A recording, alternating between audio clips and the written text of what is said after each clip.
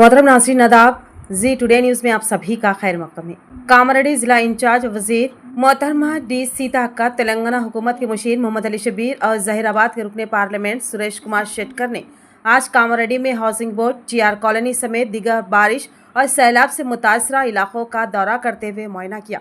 इस मौके पर कायदीन ने मुतासरा ख़ानदानों में खाने पीने की अशिया और इमदादी सामान तकसीम किया। आवाम से मुलाकात करते हुए उन्होंने उनके मसाइल और शिकायत सुनी और मुकम्मल ताउन का तयक़ुन दिया। उन्होंने मुतालिका हुकाम को हिदायत दी कि मुतासरा आवाम की फौरी राहत और बहाली के इक़दामात को यकीनी बनाया जाए ताकि किसी भी ख़ानदान को मज़ीद मुश्किलात का सामना ना करना पड़े।